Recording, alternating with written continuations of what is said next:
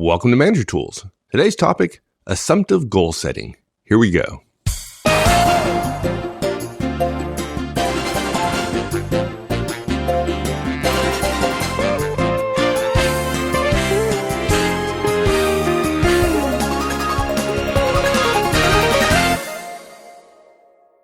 Now, surely we've spent some time talking about the importance of goals in the past, right?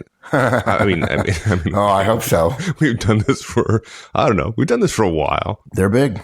But it's really funny how many people don't want to have to set goals, yet they expect all sorts of publicly visible people and organizations and institutions to do just that, right? I mean, we expect our governments to live within their means, which of course requires goals and planning and things like that. Budgets, right. And we expect our teams to win, which surely they would not do if they weren't setting goals of winning, right? Right. And we expect our companies to meet their budgets so we can get our raises and all the and get the budget we like every year and perform as they say they will. Right. All those things take goals. And how can we ask not to be held accountable for achieving goals while simultaneously expecting the institution we work in to have enough cash available to pay us when they say they will? You know, paying on time is a goal. Surely somebody in finance or cash management has a plan for, right? Right, yeah.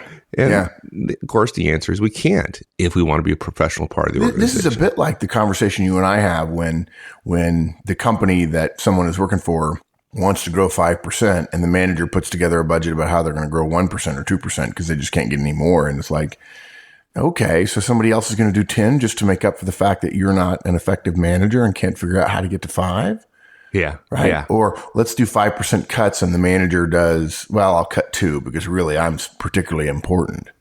No. I think we've shared that in the past. It's not a great strategy. If your boss asks you to cut 5 and you come back with 2 because your organization is just so important, that's probably not true, and it's not effective in terms of relationship with your boss.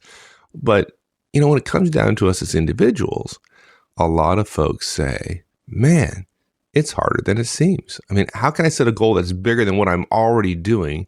When, frankly, getting to this year, to where I am right now, was really, really hard. How can I find more revenue when I just barely made it by the skin of my teeth this year? Yeah. I'm already to the bone, right? I cut to the bone last year. How can I cut more cost? Right. People just don't know how, right? And there's not a lot of practice. It sort of follows Horseman's Christmas rule, right? It's important to us, at least it certainly affects our careers, the goals we set and whether we achieve them. It's important to us, and we do it rarely. And so if it's important and we do it rarely, we're not going to be terribly good at it. Yeah. And we're not going to teach people how to handle Christmas, but we can certainly talk about some creative ways to set goals and plan. Right. Exactly. So this is part of a couple of other casts that we're going to put out about the general goal setting processes. But here's a simple 3-step process about the goals themselves, about how to be willing to stretch a little bit more to get a little bit more out of your team. So the first rule is when you're trying to set a goal for whatever, a reduction or an increase or whatever, don't start with where you are, believe it or not. It's a classic mistake that managers make when we're trying to be creative about the future. They say, okay, let's go over everything we did this year. People generally remember what you did this year, and it doesn't help you be creative about the future. Number 2, and this will sound corny to people, but this is why we call it assumptive goal setting. Assume you are already at a new goal. You've already achieved it. The point here is, if you start with where you were, thinking about a 10 or 20% improvement is about creating the future, and people are inherently uncomfortable with it. They think they have to be imaginative and creative, and they don't think of themselves that way all the time. And because of that, it's very, very hard. They begin to defend the status quo wherever they are now. But if you assume you're already at a new goal, you picture yourself already there, and you look back at the past, in other words, the year that's already happened, and that in real life is actually in the future, it becomes much easier to engage different brain functions. It's much easier to see, how could I get to a 20% improvement if I'm already there? And that's the third point. Once you picture yourself at that future goal, let's say a 20% revenue improvement, then you simply ask, what had to happen to get here? In other words, not let's plan for the future. Gosh, the moment the future starts, we don't know what's going to happen. So How would we plan what's going to happen in the future when we don't have any control over it?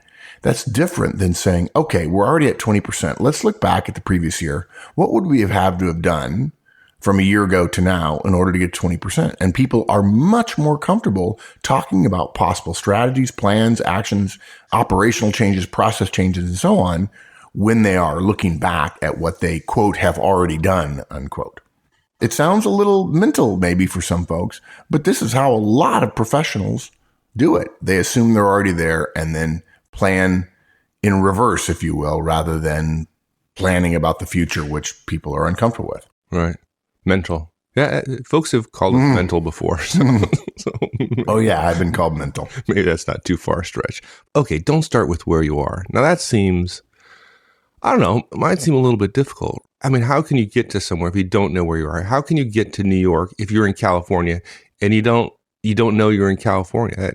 Well, most people already do know they're in the California. I mean, you might not when you're there, but generally I do. Because of the taxes, of course. The taxes, yeah.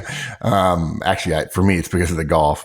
But look, when we talk to managers about this, what happens is they don't know what to do to plan the future. So they spend a good bit of time revisiting the previous year and making a case for it. It's almost like a year in review. Here's all the things we did. Here's how we got to where we are, right?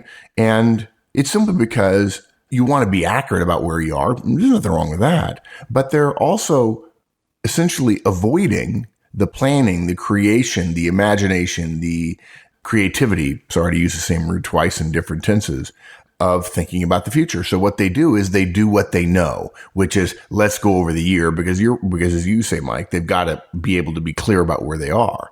The fact is it doesn't help people. It sets the wrong tone. It sets the wrong message that let's spend a lot of time agreeing on what's already happened in detail. Look, the fact is for many of us, thinking about the future is hard. We're in a constant battle day to day, trying to assert ourselves and believing that, frankly, often when we come in with 3 things to do and we don't get any of them done by the end of the day, we're just being tossed around by external forces that even though we think we're more powerful to resist them, we have a long history of not being able to do so. Our boss intervenes. Well, you just said it, right? Your boss comes in and dumps something on your desk at the last minute. You got to respond to. You have some crisis with a particular customer. You have these urgencies. You have diversions and unplanned ideas that come up from 5 levels up. You're just fighting fires day to day. Yeah. And you're so frustrated at the end of each day in terms of not being able to get to what you thought your priorities were, right? Or what your priorities really are. The idea of doing even more than you're doing today is just overwhelming. Yeah, exactly. Yeah. And so that feeling of unempoweredness, I'm sure that's not a word, carries right over to planning for next year. We accept where we are. We know where we are, and we see the stretch required of us for new goals for next year, and often what's required for the team as well. And we see it as stressful and as risky. Okay. But here's something interesting. We want to put a thought in your head before we'll come back to it here in a few minutes. Consider this. Why do we accept this year's numbers and achievement as the standard and therefore essentially reasonable because we're there now, when probably the numbers we're dealing with now that we've achieved now looked or would have felt unattainable a year ago?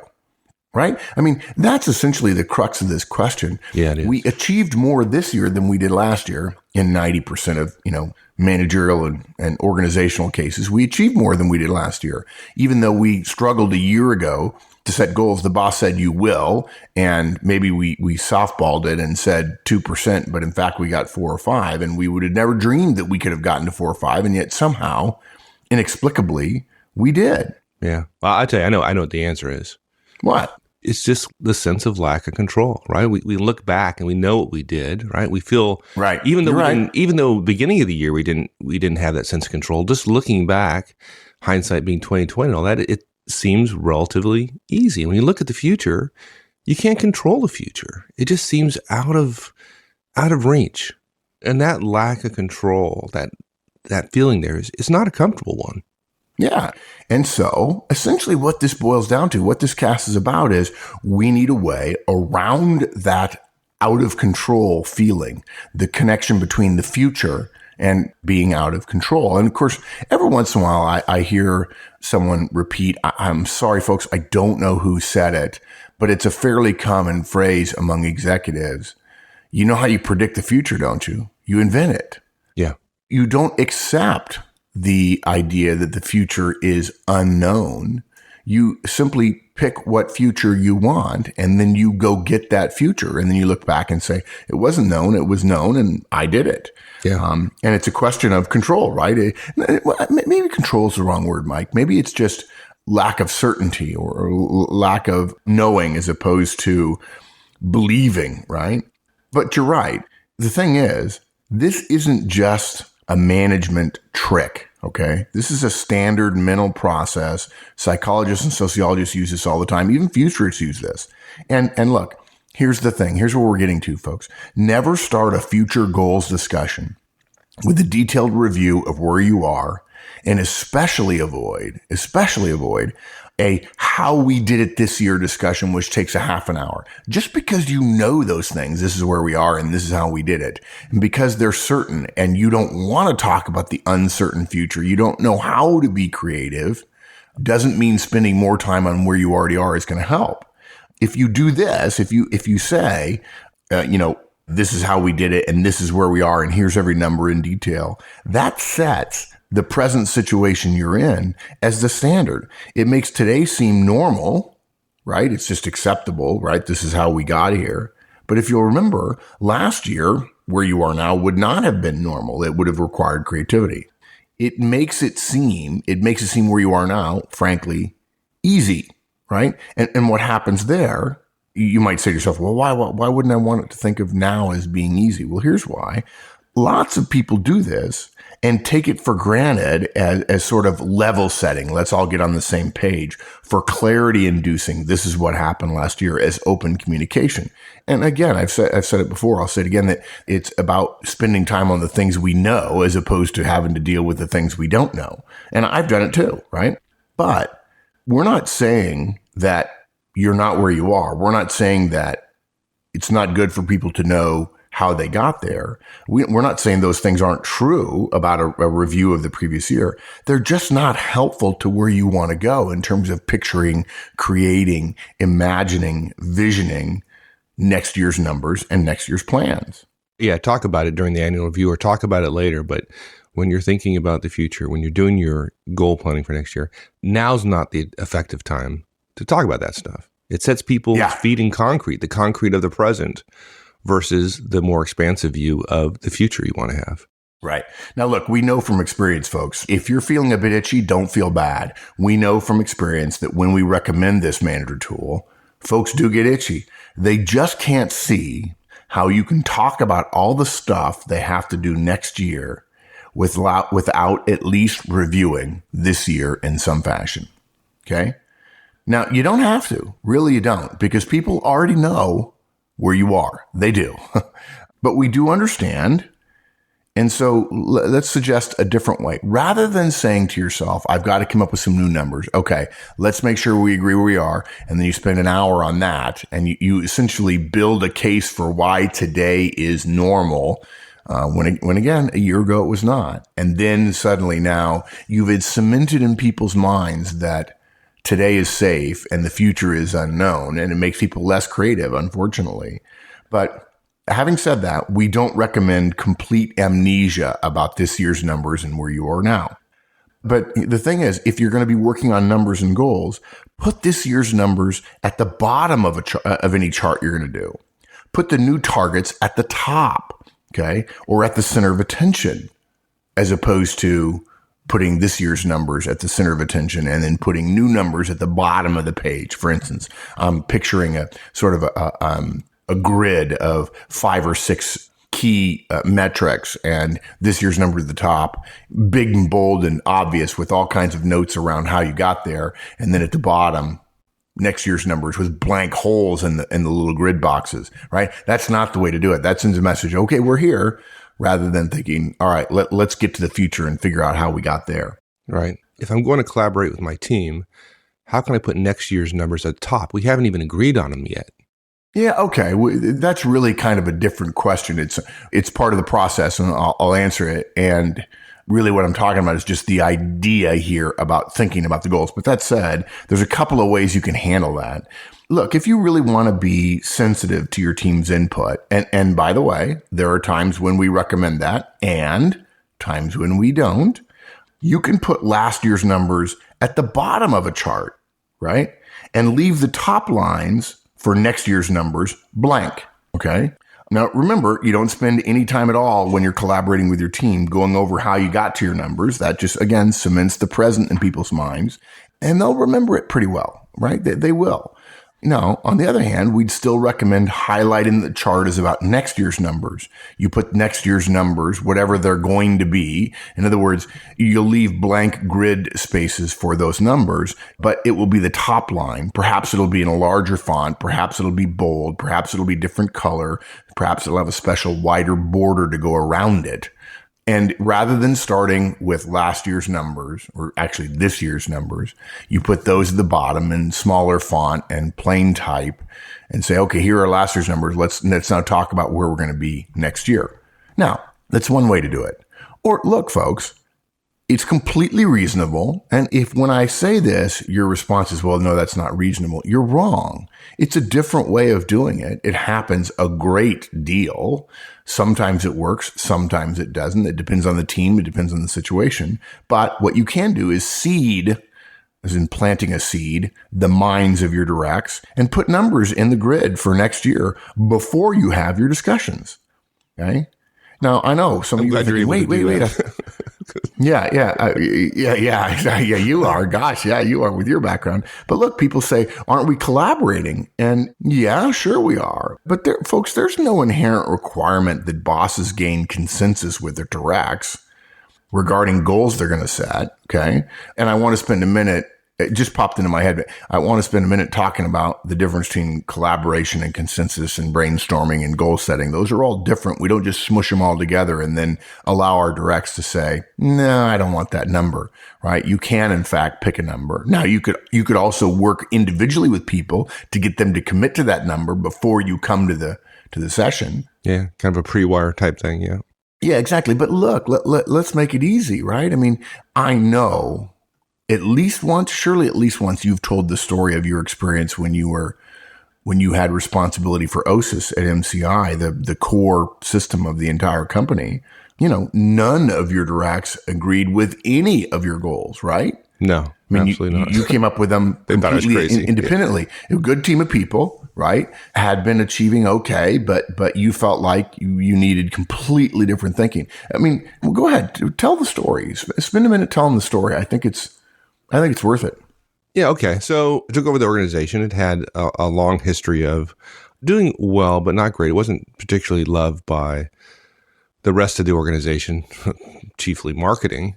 So I went and talked to a bunch of customers, and this is a longer story. I'm going to make this short because we can come back to this at some point. Oh, yeah. But they, I heard 4 things that people wanted. They're all absolutely measurable. And I won't go through all of them, but there are 4 of them. And I went back to my team and I said, here are my goals. This is what I want to do this year. And I got a tremendous amount of pushback. I mean, people literally told me I was crazy. And I had a great team. We had pretty open communication, so they could say that to me. But I said, well, okay, I understand. So one example, one of the numbers, without going into details of what it was, the number is like 657. And this particular number, the organization, and 657 was bad. Okay. Okay. The idea is lower, not higher. Uh-huh. And this number is 657 for the last 5 years, plus or minus 50, right? 657. And my goal was 0. And I stuck by it. Now, all the goals were something around that magnitude, something that people considered impossible. And the fact is, at the end of a year, we got all of them except one. All except one. There are 4 kind of key goals. And the number 657 is the one we did not get. We did not get from 657 down to 0. We got down to 7. Yeah. Okay. And people just told you were nuts. They told me we were nuts. And I failed in my goal, folks. And I'm a high C. So I want to be accurate. And there's some part of me that, hitting 7 as opposed to 0 was disappointing. But I tell you what, I still got and the organization got, and my directs got, and their directs got, and their directs got rewards for hitting 7, right? Yeah. It's okay. Oh, yeah. In fact, last night when I was thinking about this cast, it's morning as we're here recording and it's quiet in our houses, every time I hear this story, I get goosebumps. I get excited about it because it reminds me to not simply do podcasts about things that people will be comfortable with, right? Yeah. It says there is a whole nother world out there that's a stretch, that's a growth, that's a goal beyond what you think. And people do it all the time. And they're not necessarily fabulously clever managers. They're real people who just say, no, I believe we can do more. I see things in this team that other people don't. And I'm going to ask you to do more and greater. I'm always reminded of Peter the Great's quote. I will, about Russia, I will drag you kicking and screaming into the modern world. He was a dictator and probably a high D. Last night, as I was reading over the cast, I was reminded of Leo Burnett, right? The great American advertising company. I often joke about this at conferences. What do Tony the Tiger, the Frosted Flakes mascot, Snap, Crackle, and Pop, the Rice Krispies mascots, and the Jolly Green Giant, an American food product mascot. What do they all have in common? And by the way, this wasn't during a time when mascots and talking animated creatures were popular in television advertising. But the answer is the guy who created them, Leo Burnett, who founded a advertising company called Leo Burnett. And Leo Burnett's logo is a picture of a hand reaching for stars, because one of Leo Burnett's favorite sayings was, reach for the stars. You may not get one, but you won't end up with a handful of mud either. Yeah. Right. And in fact, I was on the website last night looking. I wanted some black pencils that are famous. I had one a number of years ago and have lost it. They're distinctive. And Leo Burnett, the company, is famous for their black pencils. If anybody knows anybody at Leo Burnett and wants to send me some pencils as a gift, I'd be happy to reimburse you. But yeah, it's that sense of there's more out there, right? You can completely change things. It's hard work, but rather than plotting and saying, okay, 3% more, you can have an out-of-body experience. And that's what this cast is about, is saying, I'm not going to settle from 650 to let's get to 550, and then next year it'll be 450, because that doesn't appreciably change things, does it? Well, it doesn't change thinking about how you get there. I think for me, the lesson was that, look, go from 657 to 0 causes folks to think about the problem completely differently. Exactly. Right? 657 to 600 would have seemed like a pretty decent goal, right? We'll just work harder. 600 for 5 years, so 600 seems like a reasonable goal. But what they would have thought about was working harder, doing the things they do today better. And that's not what gets you those big goals. It's doing things completely differently, or doing different things. Exactly. Yeah. And that's what this cast is about, right? It's literally about standing on the 0, looking back at the 657, said, how the heck would we get here from there? And you say, well, we certainly have to do this, this, and this. And then you say, okay, let's do those things. Yeah. Right? I mean, we can't get there unless we do this. Okay. Yeah. Good. Okay. Well, then that's what we're doing. Right. Well, that's going to be hard. Oh, yeah. It's going to be hard, but it's going to be great when we get there. Oh, yeah. Right. That's awesome. And look, I want to make a point. I want to go back to the point I made earlier about consensus and collaboration and brainstorming. Look, folks, you can brainstorm with your team about a goal you've already set. That's okay. You can come to consensus about the process you use to get to that goal. And if you're saying, oh, no, Mark, I would feel uncomfortable doing that. Well, good. That's what I'm suggesting. You may need to get a little out of your comfort zone here in order to set a significant goal. Now, the goals don't always have to be significant. It may be you only think you can get to 5%, but the process we're recommending here still could work. But the point I'm making is, let's not confuse brainstorming, coming up with lots of ideas, with collaboration, which does not necessarily include brainstorming, and it's just sharing and communicating. And then consensus, which frankly we don't like. You can brainstorm with your team based on goals you've come up with. You can brainstorm what the goal can be together if you want. You can brainstorm ideas to get there together, or you can be more directive and say, here are 3 things that we're going to do, whether you like it or not. You probably say it differently than that, but you have the ability with your role power. Hopefully you'll socialize the idea first, but, and look, We do rarely recommend consensus. It's highly misunderstood. It's terribly difficult to achieve. It's overrated, and it's almost always applied incorrectly in our experience, particularly when it comes to annual goals. And if you get in a situation where you think consensus and collaboration are lovely ideas, and you have two people on your team who are literally not willing to agree to the new goal, you're essentially saying, yeah, we're going to turn the asylum over to the inmates. We're going to, as a direct, I don't want to go there, so therefore we're not. I mean, then suddenly everybody starts growing at the lowest growth rate that the weakest direct will tolerate, which is backwards thinking. Yeah. Right. So I think we probably beat up the whole idea of what not to do, although it was designed to also get into what we're going to do as well.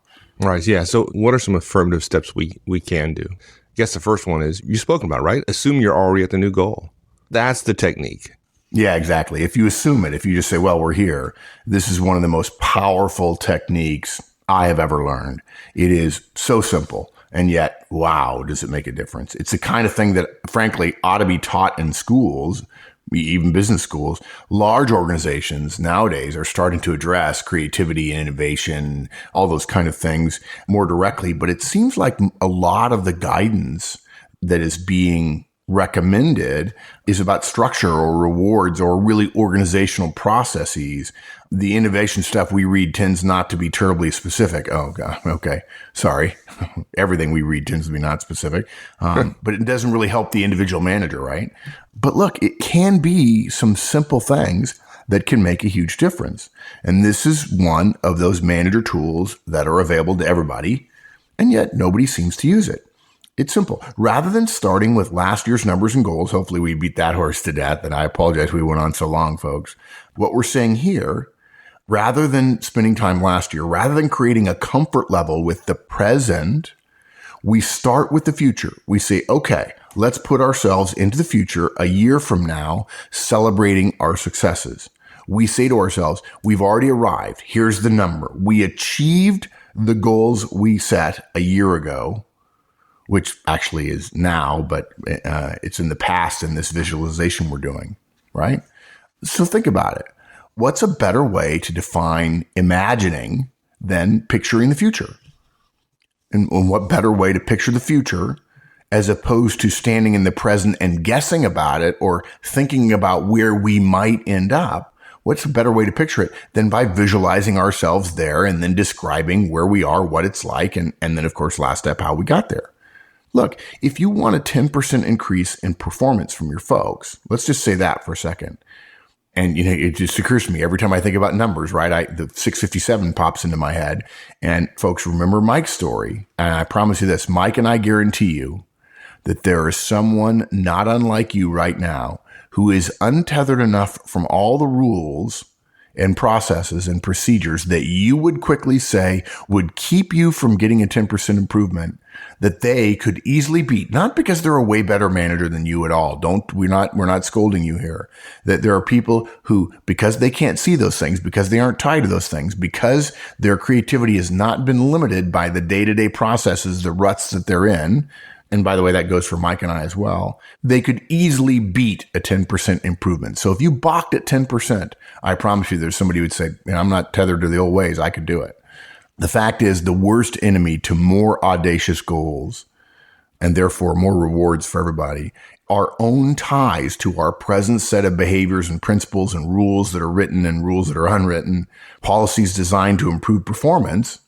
All those things tie us down because some of the policies designed to improve performance also limit unique breakout ideas that people consider creative. Look, what effective goal-setting managers and executives do is they ask, what does the business need from me or from us? They do not ask, what do we think we can do, which is a present to the future thinking as opposed to, I'm already there, let's look back on how it happened. The what do we think we can do question is essentially extending the existing behavior set into the future with something extra added on top. This may be hard to get. I wrote it several times and couldn't quite get it right. If you think the what do we think we can do question, and therefore it's where we are now is okay, and we're going to extend that a little bit, it makes smaller the improvement and larger the existing set of behaviors. If I'm already at 100% and somebody says I have to get to 105 next year, then all I'm really thinking about is the 5% difference. And it makes the 100% that I already did more powerful, more important, 20 times more important than the 5% improvement. Okay. It basically says, put this little extra bit on top of what we're already doing, right? It says we're going to do almost everything the way we did it before, but we might also do some new things or some more things, but only as a fraction of the whole. And that, according to futurists and creativity people, is totally limiting as a mindset. It's even crippling to our next inevitable step, which is, okay, what are we going to do to get to our goals? It literally says you don't have to be different next year. All you have to do is do a little bit more. But the fact is, effective managers and executives who are setting goals ask, what does the business need from me or us? They approach it from 200% down, looking down to the 100% that you're already at this year, right? Because whatever you achieve this year, you're at 100% of. They look at it from the other side. They step out of the present, think about the future, and say, what's needed? They start with the outcome rather than with the installed base. They think of results, which in the case of goals is actually the achievement of them. In their mind, the goal, whatever it is, can be achieved because they're picturing themselves already having done it. And suddenly, if you ask for a 20% improvement for your folks and you look back from the 20%, 120% number, you spend a lot more time looking at the 20% and thinking creatively about building a road to get from where you were a year ago to now. The 20% improvement. You don't spend a great deal of time cementing in your head all those things that caused you to get to 100%, which of course makes doing them differently next year harder to picture. Now, if you're asking, okay, what about how they're going to do it? Folks, it's a great question, but it's still too soon to ask it. Okay. The moment you say we're at 100%, let's talk about everything we did this year and maybe we can get a 10% improvement. Everything becomes about how. It becomes about extending what you're already doing. It becomes about just getting more done and so on. But thinking about the future first, picturing the next year as having already happened is at the heart of why assumptive goal setting works so well.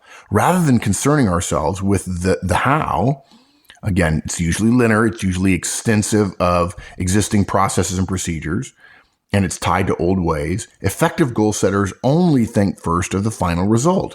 They trust that the how can be figured out later, right? I mean, Mike, did you know how when you went from 6 to 57, when you set a goal of going to 0? No, I had no flipping clue. No flipping clue. Yeah. Yeah. And folks, you might think, those of you who are high C's, even though Mike's a high C, you might think, oh my gosh, I could never do that. But literally it is moving away from what you're comfortable with.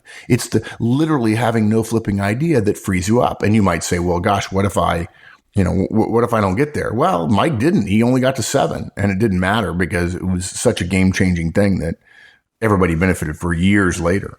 So basically effective leaders, and you notice I switched from manager to leader. Effective leaders trust that they can figure out how to do it later. And they separate the goal. Here's a key. They separate the goal from the how, and they free themselves and their teams up to be imaginative, creative, and willing to consider new ideas around the how in order to unlock that new potential. Okay. So, what does this mean action-wise? If you think you and your team are capable of 20% more productivity, state that as your key goal despite misgivings from others. Plant your flag in the ground at 20% first, and then, and only then, ask yourself, how am I going to get there? So what do you do? It means you say out loud to your team in a planning discussion, don't worry about how we're going to get here. Start with just the picturing of it. For some of you, this is going to be hard, and that's okay. But if you need to, pretend that you're crazy. By the way, pretending that you're crazy is actually a futurist idea as well. And just assume it's so for a moment. And you might go on. And again, many of you are going to think this is a little bit weird, but this is how the professionals who are good at this do it. Picture yourself as you get one of your biggest raises. Picture yourself when you get a big bonus. See the check in your hands. Think about how your spouse is going to feel when he or she sees it. Think about the new office you might have. Think about what it'll be like if you get promoted based on the year that you've had. Think about your teammates celebrating the win. Picture them celebrating the win. Picture yourself talking to one another. I never believed we'd get here, but we're here. Wow, it's a great feeling. Think about the new processes that are in place that are more robust, that you helped create, that are really better than the old ones. Think about the budget for the fact that there'll be more changes and improvements that'll be available to you. Think about the look on other people's faces when they realize you guys were the ones that made it happen. Picture all those things. And look, I know it sounds corny, but I am, and I'm getting excited. Yeah, I don't exactly. even know what we're talking about. Exactly. Yeah, it's like, yeah, you can do it. This is a simple creativity tool. And because managers have to be creative, it's a manager tool. This is visualization. It's designed to get your team used to the idea that they have already achieved the goal. They don't have to worry about how because they're there. It's happened. The how is already in the past. They don't have to stretch from some middling performance this year, which is essentially a year ago, right? And now, only now, after we've got a firm picture in our mind of the future we want to be in, now we worry about the how. Okay, so finally we get there. So again, looking backwards, we're not just simply talk about the how. We're going to say what had to happen to get here, right? It's a focus on, hey, we're here, right? We've assumed, that's why I guess we call it assumptive goal planning. Yeah. We assumed we're here and we asked, hey, what did we have to do to get here? Right. And look, believe it or not, folks, this is the easy part. I know you're thinking, no, it's not. It can't possibly be the easy part, but it is. And what we mean by easy is compared to the stress of starting from now and trying to agree to new and harder and bigger things in the undiscovered country that's the future, right? Looking back at what we've already done, remember now we're in the future, we've already agreed to the goal, we're celebrating our successes. Looking back at what we've already done is much easier. For some reason, the way the brain works, looking back at the past, even though we're assuming the future, frees up ways of thinking that aren't available to us when we have to be worried about, well, but how much are we going to really be able to control our future or not? Some of you are probably thinking we're lightheaded for saying this, but we've done this. And folks, it works. Repeatedly, I've done it. It works. You just assume you're there and then you say, okay, let me turn around now. Let's look at the past year. What would I have to have done? Oh, that's easy. I would have done this, and this. And you just put those things in place. Once you've got your team to feel that they're there, you simply ask, what had to happen to get here? What did we do this past year to end up here? What things did we do differently in order to get to 20%? Okay. Now look, there's no, it can't be done or it's impossible because it already has been done. It is possible. It is already done, right? We're already there. Right. It's simply a question of standing in the future. Now look, folks, try this a couple of times before you write me a nasty note. And say, okay, if I got 20%, if I look back, what would it be? And by the way, if you struggle a little bit with it, you can write me a note and tell me I'm an idiot. And I'll say, okay, thanks for the input. But frankly, you got to do it with your team a couple of times and see whether or not if you're not comfortable being creative, somebody in your team probably is. It's simply a question of standing in the future, looking back to a past that's already happened, one that your team achieved and saying, what must we have done this past year? Now, we're not having to creatively imagine something never been done before. We're just talking about the past year's successes. It'll sound like, well, to get to 20% more widgets, we had to, and by the way, note the past tense here, we had to buy another stamping machine. Or, hey, we stopped doing all that admin, and thank God we did because that freed up Rick to help us with new clients, which are a big part of the 20%. Or we stuck pretty close to our targeted 3 hours per week on new client acquisition. Right? That's what happens. You talk differently about the things you will do in the future if you're picturing them already had to have happened in order to get you to the goal that you were setting. Yeah. Now, is this perfect? No, it's not perfect. It'll feel weird to some of you. And for some of you, it'll feel totally liberating. And you'll have a story just like Mike's about going from 657 to 0. Well, look, I have a similar story when I was a salesperson at Procter & Gamble. I didn't know better. I literally was an Army officer and suddenly I'm selling toothpaste. I didn't know what I could or couldn't do. And I just set some goals and said, I'm going to do it. I remember my boss said I had to go talk to some pharmacists. And I said, okay. And he says, now we're 6 weeks into an 8-week process, but the goal for your territory would have been 200. I said, well, I'll get 200 in the next 2 weeks. And he said, oh, you're crazy. You can't do it. I said, oh, okay. You didn't know better. Maybe not. But I didn't know better. And I did it. Yeah. And he said, gosh, that's amazing. And it was the first month I was on the job and he he just couldn't believe it. I said, I didn't think it was any big deal. I just had to do it. And it was hard work, but I don't know. I just did it. I suspect if he'd asked me a year later, I'd have had all kinds of reasons why I couldn't do it. Right. Right. Yeah. So most people who engage in this kind of process say they wouldn't have thought of the stuff they did without the idea beginning with, if we really were here, what would have had to happen? This is a powerful way to free up different thinking processes. It essentially eases the stress of not knowing how to invent the future, because we're not inventing the future. It allows us to use what we're good at, really, which is thinking about the past that's already happened. That's how you do it. So wrapping up, don't start with where you are. Assume you're already there, right, in the future, and then look back at your past, this futuristic past, if you will, and say what had to happen to get here. Look, for a lot of us, our problem with goals are that they take us into, as I mentioned earlier, the undiscovered country, right? By the way, folks, that's Shakespeare for the future. The future is inherently risky. It's unclear. It's dangerous. We know where we are, but we have no idea how to move forward as hard as we work to get where we are now. But if we picture ourselves at 10 or 20 or 50% growth, thanks to the way our brains work, and then we look back as if we already achieved it, the path to where we already are looks much clearer, and it's easier to build. And it essentially allows us to be wildly creative, as opposed to saying, no, that'll never happen, and self-censoring all the reasons that we know won't work. Thinking about the past is easier for most of us than the risky proposition of imagining a future. Brainstorming about what would have to happen is easier than jumping off a cliff into the future, into the unknown. And look, what this does is allows you to stretch a little bit, and that's what professional leaders and managers and executives do. They stretch and grow everybody around them. Yeah. And that makes the organization better, healthier, and more likely to keep you safe and secure for a long, long time. Yeah. And your folks will love it. People want to be part of something big. And, exactly. A 5% improvement doesn't excite people. Yeah. Yeah. Incremental gains are for the small-minded, frankly. There you go. All right, my friend. Thank you. Thanks, partner. All right. We'll see you. Thanks, everyone. Hope you enjoyed it, and we'll see you again next week. In the meantime, have a great one. So long.